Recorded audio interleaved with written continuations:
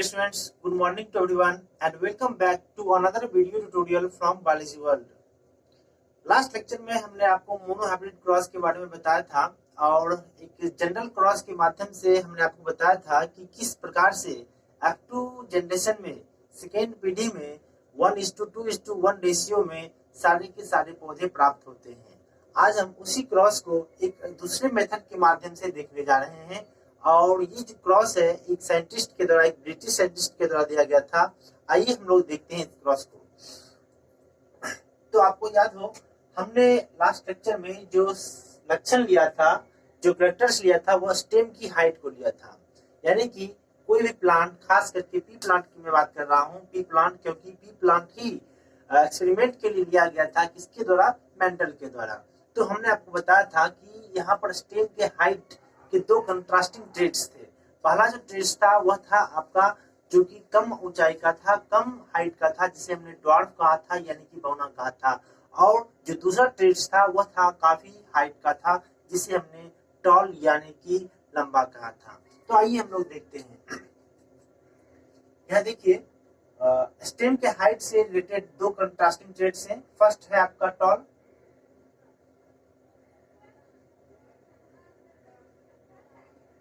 And second is dwarf,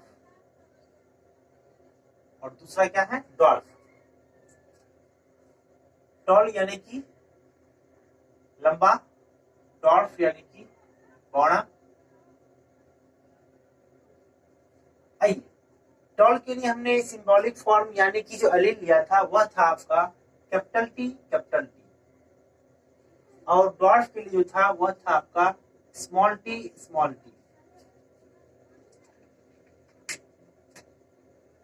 capital T, small T.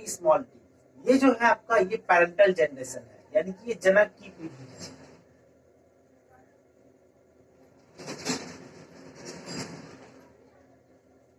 ये parental generation हो गया, जनक की पीढ़ी हो जाती है, जनक पीढ़ी। अब आइए, यदि हम बात करें, यदि ये डिप्लॉयड स्टेज में है, जनक की पीढ़ी है, तो यदि एक गैमेट बनाते हैं तो गैमेट क्या होता है? हमेशा हैप्लॉइड होता है। आपने फर्स्ट चैप्टर में पढ़ा होगा कि गैमेट इज ऑलवेज हैप्लॉइड, यानी कि युग्मक जो होते हैं हमेशा अगुणित होते हैं। उसमें क्रोमोसोम की जो संख्या होती है पैरेंटल सेल के रिस्पेक्ट में जनक कोशिका की अपेक्षा क्या होती है? आधी होती है। तो यहाँ से देखिए, यहाँ पर दो डबल टी है, यहाँ पर भी वही बातें हैं, दो स्मॉल टी है। यदि यह गैमेट बनाता है तो कैसा होगा? आइए हम लोग देखते हैं इसके गैमेट क्या क्या हो सकते हैं। इसके गैमेट हो सकते हैं कैपिटल टी और ये कैपिटल टी, ये इसके दो गैमेट्स हो सकते हैं। ठीक उसी तरह से इसके भी गैमेट्स जो हो सकते हैं वो भी तो हो सकते हैं स्मॉल टी, है ना। लेकिन हम यहाँ पर गैमेट की चर्चा क्यों कर रहे हैं? आपने जो लास्ट लेक्चर में जो क्रॉसिंग देखा था, वास्तव में वहां पर एक क्रॉसिंग यानी कि इस तरह से हमने कराया था, याद हो आपको, कैपिटल टी, स्मॉल टी। तो हमने एक को लिया था और दूसरे प्लांट के दूसरे जो सिंबॉलिक फॉर्म है, दूसरे एलील का एक मेंबर को हमने लिया था, यानी कि केवल और केवल एक, दो में से केवल एक मेंबर को लिया था। यानी कि यहाँ पर भी हम गैमेट की ही बात कर रहे हैं, है ना। तो उसी तरह से यहाँ पर भी है। यह जो मेथड है यह एक साइंटिस्ट के द्वारा दिया गया था और उस साइंटिस्ट का नाम है Reginald C Punnett. Reginald C Punnett जो है एक ब्रिटिश साइंटिस्ट थे, ठीक है। और इन्होंने क्रॉसिंग का एक मेथड दिया जिसे हम लोग पनेट स्क्वायर के नाम से जानते हैं। इनके नाम के माध्यम से ही, इनके नाम के कारण ही इस मेथड का नाम पनेट स्क्वायर यानी कि पनेट वर्ग पड़ा। यहाँ पर हम लोग एक स्क्वायर बनाते हैं और इसी स्क्वायर के माध्यम से क्या करते हैं? क्रॉसिंग के जितने सारे भी प्रोसेस है उसको हम परफॉर्म करते हैं। तो देखते हैं यहाँ से।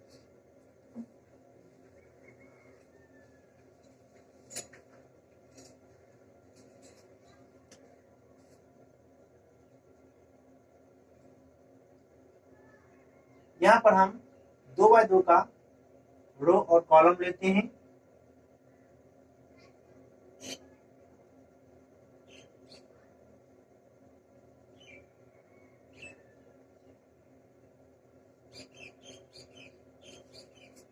ये एक स्क्वायर में आता है आपको, आप इसे सीधा भी कर सकते हैं, आप इसे सीधा भी बना सकते हैं, इस तरह से भी बना सकते हैं। ठीक है, क्योंकि हमने इस तरह से लिया है, इसका कुछ खास रीजन है, क्योंकि आगे चलकर जब आप इसका जीनोटाइपिक रेशियो या फिनोटाइपिक रेशियो निकालिएगा डायहाइब्रिड क्रॉस में, तो फिर आपके लिए आसान हो जाता है। जितने सारे भी सिमिलर टाइप्स के जीनोटाइप होते हैं वो आपको एक सीध में आ जाते हैं, इसलिए हम लोग इस तरह से लेते हैं। हालांकि आप इस तरह से भी ड्रॉ कर सकते हैं। तो देखिए, हम यहाँ से इसके दो गैमेट्स को बनाते हैं। एक इसका हो जाएगा यहाँ पर कैपिटल टी, और इसका भी यहाँ पर भी कैपिटल टी। ये गैमेट्स इसके हो जाते हैं।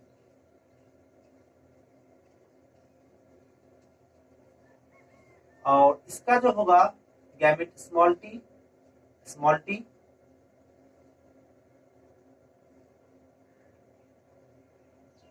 ये इसके गैमेट्स हो जाते हैं डॉर्फ नेचर के।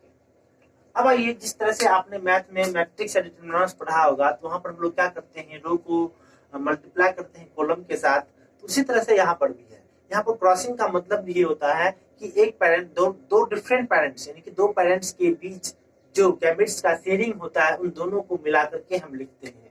तो देखिए यहाँ से, यदि हम कैपिटल टी को एक साथ जो है इस कॉलम के साथ, इस रो के साथ क्या करें, मल्टीप्लाई करें, या फिर इसके साथ हम क्या करते हैं, क्रॉसिंग कराते हैं, तो यहाँ से कैपिटल टी और यहाँ से स्मॉल टी, ये यहाँ पर हो जाता है जीरो टाइप पर कैपिटल टी स्मॉल टी। फिर हम इसको इसके साथ मल्टीप्लाई करते हैं, कैपिटल टी और स्मॉल टी। अब इसका काम कंप्लीट होता है। अब उसके बाद जो है आपका कैपिटल टी यहाँ से और फिर यहाँ से स्मॉल टी, हम इसको, इस गैमेट्स को इसके साथ हम जोड़ते हैं, तो कैपिटल टी स्मॉल टी और फिर इसका आपका आ जाएगा कैपिटल टी स्मॉल टी। यहाँ पर आपको 4 जीनोटाइप प्राप्त हुए हैं और चारों का चारों एक समान है। हमने जैसा कि आपको पहले ही बताया था, जो कैपिटल टी जो होता है स्मॉल टी पर पूर्ण रूप से डोमिनेंट होता है, प्रभावी होता है।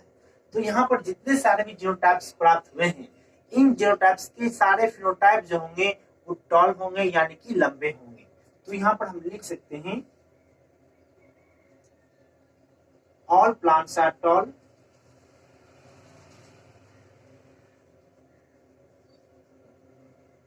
सभी लंबे पौधे।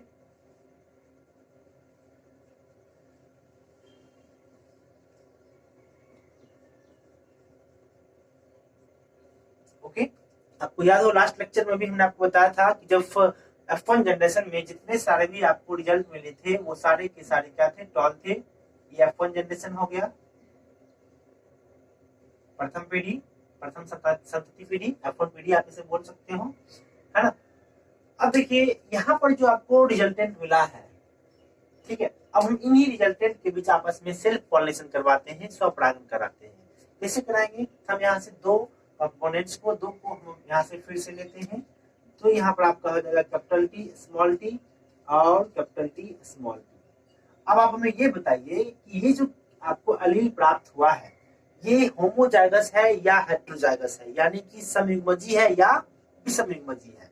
जैसा कि क्लियर है यहाँ पर अलील के जो दोनों मेंबर हैं, दोनों एक दूसरे से अलग हैं, दोनों एक दूसरे से डिसिमिलर हैं, यानी कि ये क्या हो जाएगा, विषमयुग्मजी हो जाएगा, हेट्रोजाइगस हो जाएगा। तो हेट्रोजाइगस हो जाएगा। अब देखिए एक बात आपको और भी ध्यान रखनी होगी, जो लास्ट लेक्चर में हमने आपको समयुग्मजी और विषमयुग्मजी, होमोजाइगस और हेट्रोजाइगस के बारे में मेंशन किया था। अब हम उससे संबंधित एक बात हम आपको और बताते हैं। यदि अलील होमोजाइगस है, समयुग्मजी है, तो वो हमेशा केवल और केवल एक ही टाइप के अलील को, एक ही टाइप के गैमेट को प्रोड्यूस करेगा, एक ही प्रकार के युग्मक को उत्पन्न करेगा। लेकिन यदि अलील जो है विषमयुग्मजी है, हेट्रोजाइगस है, तो वो दो अलग अलग टाइप के गैमेट को प्रोड्यूस करेगा। जैसा कि यहाँ पर एक इसका हो जाएगा और एक इसका हो जाएगा, तो यानी कि एक कैपिटल टी और एक हो जाएगा आपका स्मॉल टी हो जाएगा।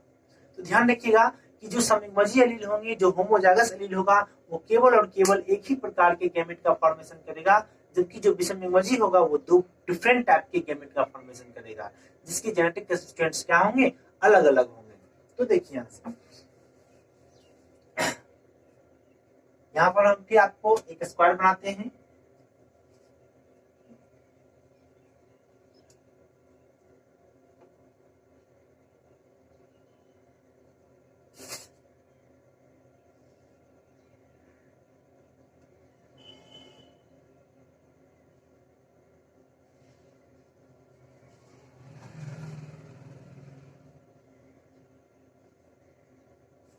अब देखिए ये चूंकि विषमयुग्मजीय एलील है, हेटेरोजाइगस है, तो इसके गैमेट दो डिफरेंट फॉर्म्स के होंगे।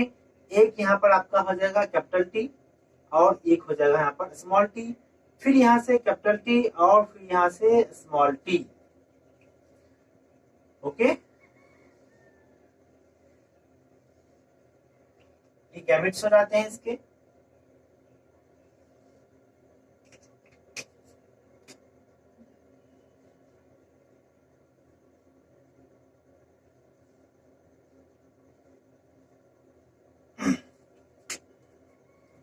ये हो जाता है इसका।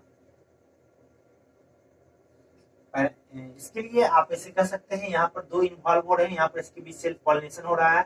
आप यहाँ पर लिख सकते हो स्वपरागन या फिर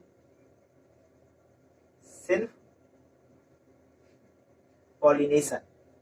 ओके, अब देखिए हम फिर वही बात करते हैं, रो को कॉलम के साथ मल्टीप्लाई करते हैं, यहाँ पर इसको कांस्टेंट रखते हैं कैपिटल टी को, बारी बारी से दोनों के साथ जोड़ते हैं। तो देखिए यहाँ से आपको क्या प्राप्त हुआ, कैपिटल टी, फिर आपको कैपिटल टी स्मॉल टी। अब हम इसको इसके साथ मल्टीप्लाई करते हैं तो कैपिटल टी स्मॉल टी यहाँ पर हो गया, और इसके बाद फिर आपका हो जाता है स्मॉल टी। ओके, तो आपको यहाँ पर चार जीनोटाइप फिर से प्राप्त हुए हैं, जो कि सिमिलर है पिछले लेक्चर में जो हमने आपको क्रॉसिंग का मेथड्स बताया था, वहां पर भी एक्टिव जनरेशन में ठीक इसी तरह के चार जीनोटाइप आपको प्राप्त हुए थे। ये एक्टिव जनरेशन हो गया, एक्टिव पीढ़ी। अब देखिए यहाँ पर कैपिटल टी है, यानी कि दोनों कैपिटल है, यानी कि ये किस लक्षण को शो करेगा, ये शो करेगा आपको लंबाई के लक्षण को, यानी कि इस प्रकार के जो पौधे होंगे वो लंबे होंगे, और ये भी लंबे होंगे, ये दोनों भी। क्यों? क्योंकि यहाँ पर कैपिटल टी जो होगा स्मॉल टी के ऊपर क्या होगा, डोमिनेंट होगा, जबकि स्मॉल टी नीचे है, यानी कि ये बौनेपन वाले पौधे को प्रोड्यूस करेंगे, ड्वार्फ नेचर के पौधे को उत्पन्न करेंगे। तो आइए हम लोग इसकी जीनोटाइप का जो रेशियो है वो निकालते हैं। हमने आपको पिछले क्लास में भी निकालना बताया था। ये जितने सारे भी सिंबॉलिक फॉर्म आप देख रहे हो, जितने सारे भी सांकेतिक रूप है, ये सारे के सारे अलील हैं या फिर जीनोटाइप है यहाँ पर। तो देखिए यहाँ से हम इसका जीनोटाइपिक रेशियो निकालते हैं।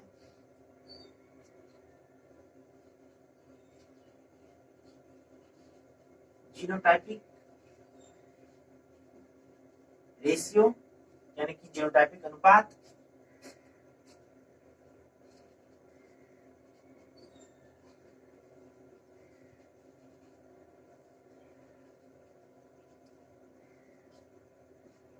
जीनोटाइपिक अनुपात निकालने के लिए हमने आपको क्या बताया था, सबसे पहले हम उस जीनोटाइप को लेते हैं जो कि समयुग्मजी और प्रभावी होता है, यानी कि होमोजाइगस प्लस डोमिनेंट। आपको इस चार रिजल्ट में से आपको ढूंढना है कि कौन समयुग्मजी और इसके साथ साथ डोमिनेंट नेचर का है, प्रभावी प्रकृति का है। तो देखिए यहाँ पर होमोजाइगस यानी कि समयुग्मजी केवल और केवल दो ही है, एक ये है और एक ये है, बट इस दोनों में से जो प्रभावी प्रकृति का है वह ऊपर वाला है, यानी कि कैपिटल टी। तो ये आपका हो जाएगा कैपिटल टी रेशियो। अब देखिए उसके बाद हम उसको ढूंढते हैं जो कि हेटेरोजाइगस होता है, विषमयुग्मजी होता है और प्रभावी होता है। तो ये जो एलील है, ये जो जीनोटाइप है आपका, वो दोनों जो है वो क्या है आपका, डोमिनेंट है, इसके साथ साथ हेटेरोजाइगस यानी कि विषमयुग्मजी है। तब हम यहाँ से लेंगे capital T small T ratio. हम लास्ट में लेंगे उसको लेंगे जो कि समयुग्मजी होगा प्लस अप्रभावी होगा, यानी कि होमोजाइगस प्लस रिसेसिव। तो देखिए यहाँ से स्मॉल टी। ओके, अब देखिए इस की संख्या यहाँ पर कितनी है, कैपिटल टी की संख्या यहाँ पर एक है। अब इसके बाद कैपिटल टी स्मॉल टी की संख्या कितनी है, दो है, और फिर इसके बाद क्या है आपका स्मॉल टी की संख्या कितनी है, एक। तो ये इसका हो जाता है जीनोटाइपिक रेशियो। तो ध्यान रखिएगा जब कभी भी आपसे पूछा जाए कि मोनो हाइब्रिड क्रॉस का जीनोटाइपिक रेशियो क्या होगा, 1:2:1 होगा। क्लियर? अब हम इसके फेनोटाइपिक रेशियो को देखते हैं। इसके फेनोटाइपिक रेशियो क्या हो जाएंगे,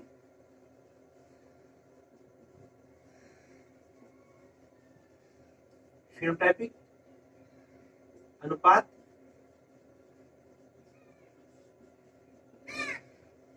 फेनोटाइपिक रेशियो। तो फेनोटाइप का मतलब क्या होता है, हमने आपको बताया था दृश्य प्रारूप, यानी कि उस जीनोटाइप के कारण जो लक्षण दिखते हैं, जो कैरेक्टर्स अपीयर होता है, उसे ही हम लोग क्या कहते हैं, फेनोटाइप कहते हैं। तो कैपिटल टी के कारण लंबा दिखता है, कैपिटल टी स्मॉल टी के कारण फिर क्या होता है, लंबा होता है, और स्मॉल टी के कारण क्या होता है, बौना होता है। तो यहाँ पर आपको केवल और केवल दो ही फिनोटाइप मिल रहे हैं, एक लंबाई का और एक बौनेपन का। तो यहाँ पर हम लंबा या बौना दोनों में से किसे पहले लेंगे, तो लंबा को लेंगे। क्यों? क्योंकि ये डोमिनेंट नेचर का है। तो यहाँ से हम लंबा यानी कि टॉल अनुपात बौना यानी कि ड्वार्फ। ओके, अब देखिए इस चार रिजल्ट में से, चार जीनोटाइप्स में ऐसे कितने जीनोटाइप हैं जो लंबाई वाले फिनोटाइप को उत्पन्न कर रहा है? तो आपका जवाब आता है 3। एक इसका, ये भी लंबा है, एक इसका और एक इसका, यानी कि टोटल जो लंबे वाले जीनोटाइप्स की संख्या है वो कितने हैं? 3 है। और लास्ट में जो बौने वाले हैं उसकी संख्या कितने हैं? केवल और केवल 1 है। तो ध्यान रखिएगा आप हमेशा, ये दो जो क्वेश्चंस हैं दो ऑब्जेक्टिव के फॉर्म में पूछे जाते हैं। यदि आपसे पूछा जाए कि मोनो हाइब्रिड क्रॉस के फिनोटाइपिक अनुपात क्या होंगे, तो वो आपको हो जाएंगे 3:1 यानी कि 3:1। और यदि आपसे पूछा जाए कि मोनो हाइब्रिड क्रॉस के जीनोटाइपिक अनुपात क्या होंगे, तो 1:2:1 यानी कि 1:2:1 होगा। आइए हम इसके ओवरव्यू को समझते हैं। ये जो पूरा आपने क्रॉसिंग पढ़ा है, ये क्रॉसिंग है, मोनो हाइब्रिड क्रॉस है। क्यों मोनो हाइब्रिड क्रॉस इसको हम लोग कहते हैं?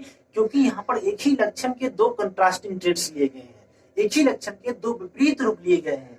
देखिए लक्षण क्या है? लक्षण था आपका ऊंचाई का, हाइट का था, है ना? ये लक्षण ऊंचाई का था और इसके दो अल्टरनेटिव फॉर्म्स, दो कंट्रास्टिंग जो रूप है वो है आपका, एक है लंबा और एक है बौना। ये जिसके ऊंचाई के दो अल्टरनेटिव फॉर्म्स हो गए। और मोनो हाइब्रिड क्रॉस क्या कहता है? मोनो हाइब्रिड क्रॉस कहता है जब हम क्रॉसिंग की जो प्रक्रिया है एक ही लक्षण के दो विपरीत रूपों के बीच कराते हैं, एक ही लक्षण के दो विपरीत यानी कि कंट्रास्टिंग ट्रेट्स के बीच करवाते हैं, तो इसे हम लोग क्या कहते हैं? मोनो हाइब्रिड क्रॉस कहते हैं, है ना? If cross is done between two contrasting traits of a single characters, then this is called as monohybrid cross. Okay, अब हम आइए समझते हैं जीन क्या होता है। अब देखिए मेंडल ने जब इस एक्सपेरिमेंट को किया तो उन्होंने पाया कि देखिए F1 जनरेशन में सारे के सारे पौधे टॉल हुए, जबकि एक जो कैरेक्टर्स था, बौनेपन का जो कैरेक्टर्स था वो छिप गया, लेकिन फिर वही सेकेंड जनरेशन में अपीयर हो गया। तो मेंडल ने यहाँ पर आपको बताया, यहाँ पर जो बौनेपन का लक्षण है इस पीढ़ी से लास्ट पीढ़ी में ट्रांसफर हो गया, यहाँ पर पास कर रहा है। इसका मतलब है कि मेंडल ने यहाँ पर बताया कि यहाँ पर जरूर कोई ना कोई एक अपरिवर्तित वस्तु है, कोई ना कोई एक अनचेंज्ड थिंग्स है जो क्या हो रहे हैं, एक जनरेशन से एक पीढ़ी से दूसरी पीढ़ी को जा रहे हैं, है ना? तो इसे ही उन्होंने उस समय फैक्टर कहा था, यानी कि कारक कहा था। उस समय क्या कहा था? कारक यानी कि फैक्टर कहा था। किसे कहा था? कि जो एक अपरिवर्तित वस्तु एक पीढ़ी से दूसरी पीढ़ी को ट्रांसफर हो रही है। लंबापन है, लंबापन भी यहाँ पर एक पीढ़ी से दूसरी पीढ़ी को जा रही है। बौनापन भी है, भले ही एक पीढ़ी में ना दिख रहा है यहाँ पर, लेकिन दूसरी पीढ़ी में तो दिख रहा है। इसका मतलब है यह अपरिवर्तित वस्तु जिसे मेंडल ने कारक कहा था, फैक्टर कहा था, एक पीढ़ी से दूसरी पीढ़ी को जा रही है। और इसी कारक यानी कि इसी फैक्टर को आज हम लोग क्या कहते हैं? जीन कहते हैं। जीन जो होता है डीएनए का एक भाग होता है जो किसी खास लक्षण को, किसी खास कैरेक्टर को हमारे बॉडी में कंट्रोल करता है। हमारी ही बॉडी नहीं, किसी भी जीव के बॉडी में उस कैरेक्टर को वो कंट्रोल करता है। ध्यान रखिएगा, जितने सारे भी लक्षण हमारे बॉडी में दिखते हैं उन सभी के लिए कोई ना कोई एक डीएनए का पार्ट यानी कि जीन होता है। और यही जीन एक अपरिवर्तित रूप में एक पीढ़ी से दूसरी पीढ़ी को ट्रांसफर होती है। तो एलील के बारे में हम आपको पिछले क्लास में बता दिया था। विकल्पी युग्मी विपरीत लक्षणों के सांकेतक जोड़े को हम लोग क्या कहते हैं? एलील कहते हैं। पिछले क्लास में बताया था gene which code for a contrasting trait that is called as allele, है ना? अब हम देखिए टेस्ट क्रॉस को थोड़ा सा हम बाद में समझेंगे, लेकिन यहाँ से सबसे पहले हम इसको क्लियर कर लेते हैं। तो ये बातें आपको समझ में आ चुकी होगी अच्छी तरीके से। अब देखिए ये जो मेथड है आपका पॉइंट स्क्वायर का जो मेथड है, आगे आपको बहुत सारा फायदा करने वाला है, क्योंकि यदि आप इसे इस तरह से इस वे में आप इसे ना करके इस वे में ना करके क्रॉसिंग यदि आप इस वे में कराते हो तो आगे क्या होगा? आपको जो सिमिलर जीनोटाइप्स वाले जितने सारे भी आपको कंपोनेंट्स मिलेंगे वो आपको एक सीध में मिल जाएंगे। जैसे कि आप यहाँ से देखिए जितने सारे भी आपको होमोजाइगस कंडीशन के समयोजित प्रकृति के जितने सारे जीनोटाइप हैं वो आपको एक सीध में देखिए, या तो इधर है या तो इधर है। फिर सम इमोजी को देखते हैं, दोनों भी एक सीध में है ना। तो आगे क्या होगा, जब आपका 16 जीनोटाइप्स आपको प्राप्त होगा हाइब्रिड क्रॉस में, तो वहां पर आपको इस तरह के कंपोनेंट को ढूंढने में आसानी होगी, है ना। तो ये है आपका मोनो हाइब्रिड क्रॉस। ओके, अब देखिए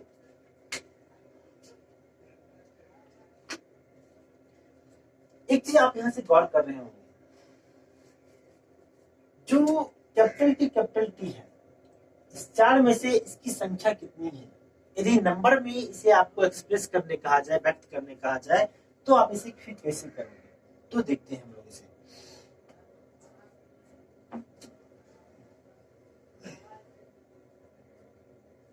अब देखिए हम कह सकते हैं कि कैपिटल टी जो है, इस चार में से इसका जो अपना हिस्सा पड़ता है वह है आपका 1/4। 1/4 यानी कि हम यहां से लिख सकते हैं 1/4 कैपिटल टी। अब हम यदि बात करें कैपिटल टी स्मॉल टी की हम बात करते हैं, तो कैपिटल टी या स्मॉल टी का मतलब हो गया इस चार में से कितने से जीनोटाइप है जो कि कैपिटल टी स्मॉल टी है। तो यहाँ पर बात आती है 2 की, तो इसका मतलब है 2/4। 2/4 जो है वह किसका हिस्सा है, आपका कैपिटल टी स्मॉल टी का है। आप यहाँ से इसे इस तरह से भी लिख सकते हो, 2/4 है, आप इसको 1/2 भी लिख सकते हो, यानी कि 1/2 क्या है, कैपिटल टी स्मॉल टी है। 1/2 का मतलब हो गया 50%। यहाँ पर 4 में से 2 क्या हो गया आपको, कैपिटल टी स्मॉल टी हो गए। लेकिन यदि बात आती है स्मॉल टी की बात आती है, तो इसका यहाँ पर कितना हिस्सा पड़ जाएगा, 1/4। और आप इसे इस तरह से लिख सकते हो 1/4 स्मॉल टी। ओके, तो ध्यान रखिए इस बात को। तो यहाँ पर देखिए यदि हम बात करें कैपिटल केवल एक एलील की बात करें, या तो केवल कैपिटल टी या फिर कैपिटल टी स्मॉल टी की बात करें, तो इसमें से केवल एक मेंबर का जो फ्रीक्वेंसी होता है वह कितना है, आपका हाफ है।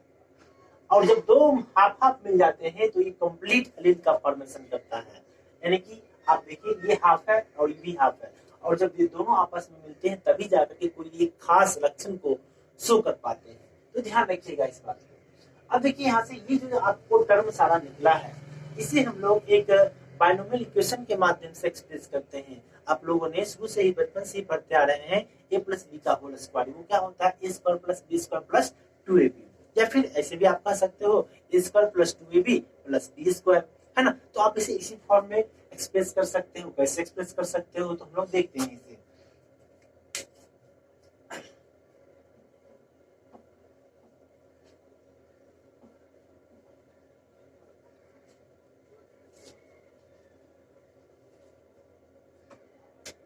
यहाँ पर हम लोग लेते हैं ax प्लस by का होल स्क्वायर।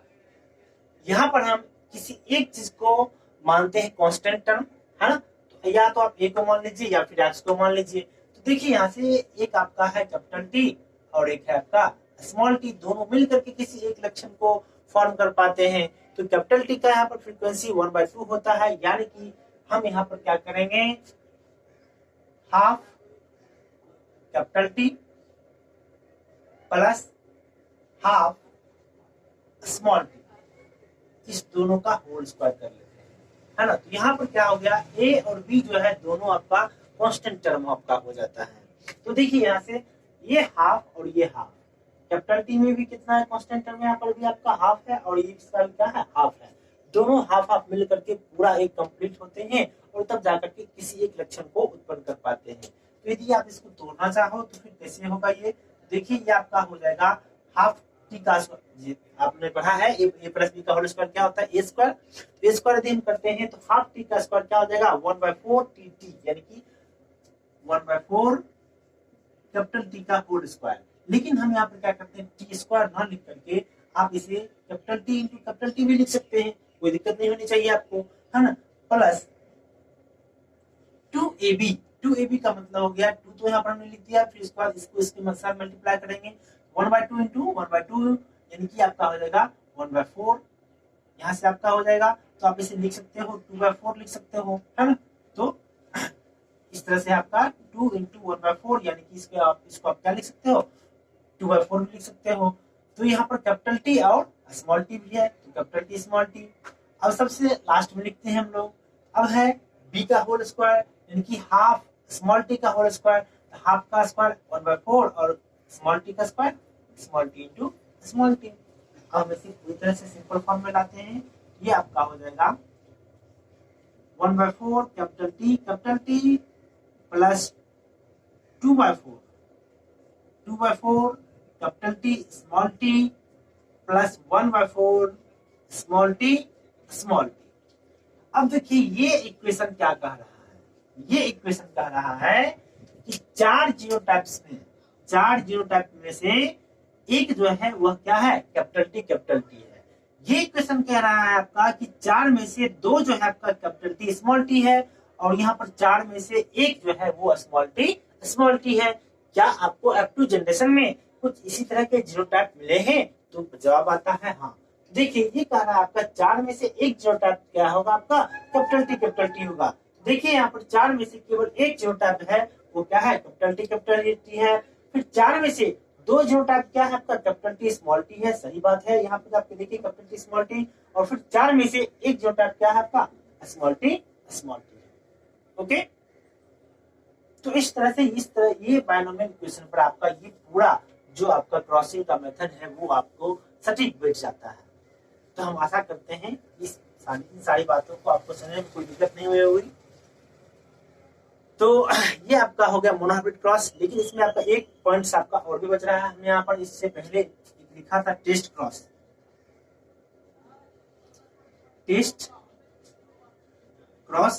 इसे हम लोग हिंदी में परीक्षार्थ संकरण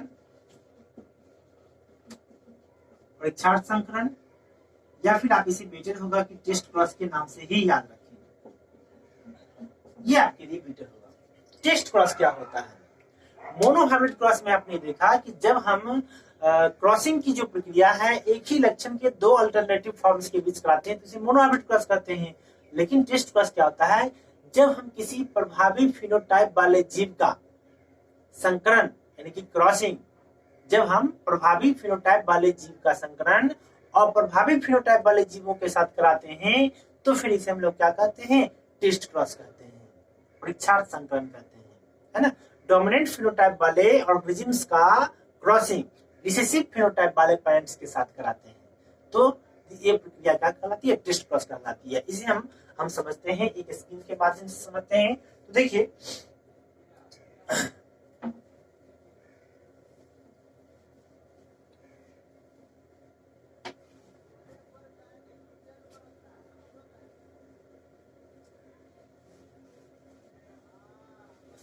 अब हम यहाँ पर जो कलर है, फ्लावर का कलर है, उससे संबंधित कैरेक्टर्स ले रहे हैं। यहाँ पर जो पादपों में फूलों का रंग होता है, पी प्लांट में हम बात करते हैं, यहाँ पर दो रंग हो सकते हैं, या तो वायलेट हो सकता है या फिर व्हाइट हो सकता है, बैगनी या फिर सफेद। तो देखिए यहाँ से इधर आपका हो जाता है बैगनी यानी कि वायलेट, और इधर हम लेते हैं व्हाइट यानी कि सफेद। अब देखिए चूंकि यहाँ पर वायलेट कलर जो होता है व्हाइट पर डोमिनेंट होता है, इसलिए इसे हम लोग कैपिटल W से यहाँ से आपका हो जाता है वायलेट है, ये आपका व्हाइट है, तो यहाँ पर हम इसे W से सूचित करते हैं। किसे सूचित करेंगे? W से सूचित करेंगे। कैपिटल W और स्मॉल w का हम लोग यहाँ पर इस्तेमाल करेंगे। ओके, तो यहाँ पर आपको क्या होता है, कैपिटल W और स्मॉल w। ओके, तो कैपिटल W वायलेट के लिए हो जाता है, जबकि स्मॉल w किसके लिए हो जाता है, व्हाइट के लिए हो जाता है। तो इसका मतलब है कि जो वायलेट कलर है वो व्हाइट पर क्या है, डोमिनेंट है। जब वायलेट और व्हाइट एक साथ आएंगे तो कौन सा लक्षण एक्सप्रेस होगा, तो वायलेट एक्सप्रेस होगा। इसी बात को हम लोग देखते हैं स्कीम के माध्यम से, जो परेट स्क्वायर मेथड है हम उसके माध्यम से देखते हैं। तो यदि आप इसका पहला जनरेशन निकालोगे, फर्स्ट जनरेशन निकालोगे, तो आपको टोटल आपको आ जाएगा कैपिटल W स्मॉल w। यहाँ की पहले जनरेशन में आपको सारे के सारे जो प्लांट मिलेंगे वो सारे के सारे वायलेट कलर के फ्लावर वाले प्लांट होंगे, यानी कि बैंगनी रंग के पुष्प वाले होंगे। तो यहाँ पर टेस्ट क्रॉस ये नहीं हुआ। हम टेस्ट क्रॉस किसे कहेंगे? देखिए यदि आपको यहाँ पर फर्स्ट जनरेशन में यदि आप इसे क्रॉस कराते हो तो ये सारा का सारा आपको आ जाएगा। देखिए हम इसके गैमेट्स को बनाते हैं यहाँ पर।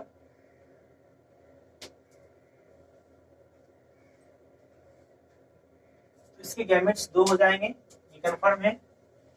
कैपिटल डब्ल्यू और इधर स्मॉल डब्ल्यू। एक गैमेट इधर का हो गया, इसके 2 गैमेट्स ये इसके हो जाते हैं और फिर ये इसके हो जाएंगे, है ना।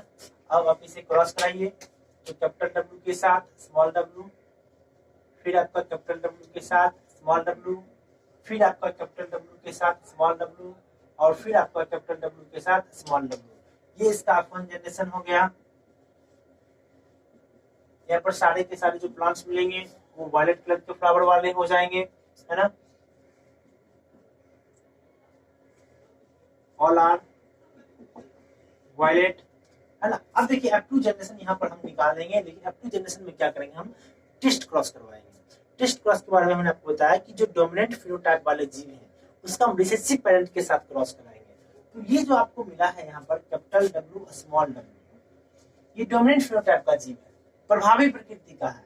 तो यहाँ पर क्या है, फिनोटाइप डोमिनेंट नेचर का है, प्रभावी, जहाँ पर कैपिटल डब्ल्यू स्मॉल डब्ल्यू पर क्या है, डोमिनेंट है। अब हम इधर रिसेसिव पेरेंट्स को लेंगे। रिसेसिव पेरेंट्स क्या हो जाएगा, दोनों स्मॉल होना चाहिए, यानी कि स्मॉल डब्ल्यू। ये आपका हो जाएगा डोमिनेंट फिनोटाइप और ये आपका हो जाएगा रिसेसिव पेरेंट का हो जाएगा, यानी कि प्रभावी फिनोटाइप और अप्रभावी फिनोटाइप। अब हम इन दोनों को क्रॉस कराएंगे तो ये आपका कहलाएगा, क्या कहलाएगा, टेस्ट क्रॉस कहलाएगा। ये टेस्ट क्रॉस हो जाएगा। अब देखिए आपको मेंडल के जो मोनोहाइब्रिड क्रॉस था वहां पर हमने इसको सेल्फ पॉलिनेशन करवाया था, यानी कि कैपिटल डब्ल्यू इधर भी कैपिटल डब्ल्यू स्मॉल डब्ल्यू लिया था और यहाँ पर भी कैपिटल डब्ल्यू स्मॉल डब्ल्यू लिया था। तो देखिए यहाँ से, लेकिन यहाँ पर टेस्ट क्रॉस में क्या है, थोड़ा सा डिफरेंट है। एक तरफ हम लिए हैं डोमिनेंट फिनोटाइप और एक तरफ लिए हैं रिसेसिव फिनोटाइप। यहाँ पर कैपिटल डब्ल्यू स्मॉल डब्ल्यू है, यहाँ पर दोनों ही स्मॉल डब्ल्यू है। तो इसका हम प्रेट स्क्वायर देखते हैं।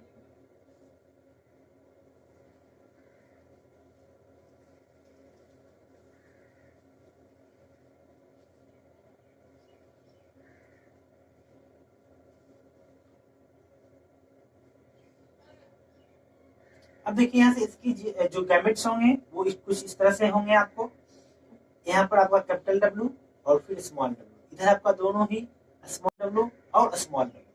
तो देखते हैं यहाँ से हम लोग, ये इसका 2 गैमेट्स हो गया।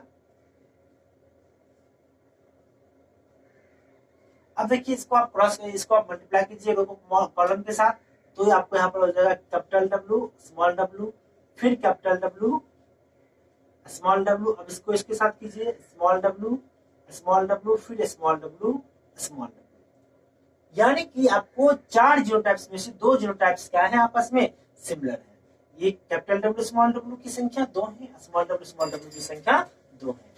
यदि आपको यहाँ पर इस टेस्ट क्रॉस का जीनोटाइपिक रेशियो और फिनोटाइपिक रेशियो निकालने के लिए कहा जाए तो कैसे निकालोगे, तो इसका जो जीनोटाइपिक रेशियो हो जाएगा, genotypic ratio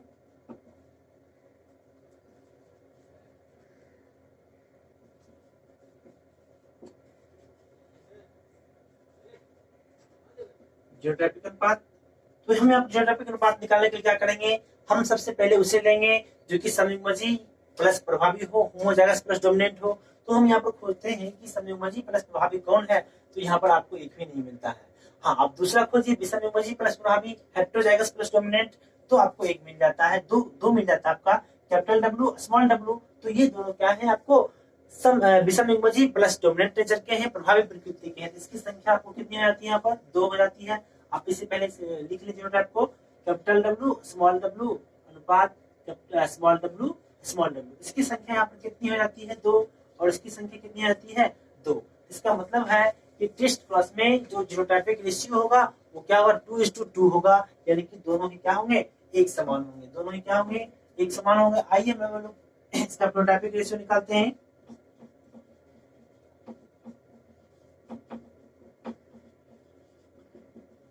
phenotypic ratio phenotype का मतलब क्या हुआ? फिनोटाइप का मतलब होता है कि उस जीनोटाइप के कारण कौन सा लक्षण दिख रहा है। फिनोटाइपिक अनुपात, इसका फिनोटाइपिक अनुपात क्या होगा? यहाँ पर केवल और केवल आपको दो लक्षण दिख रहे हैं, या तो सफेद होगा या फिर वॉयलेट होंगे, यानी कि वॉयलेट अनुपात सफेद आप व्हाइट कर सकते हो।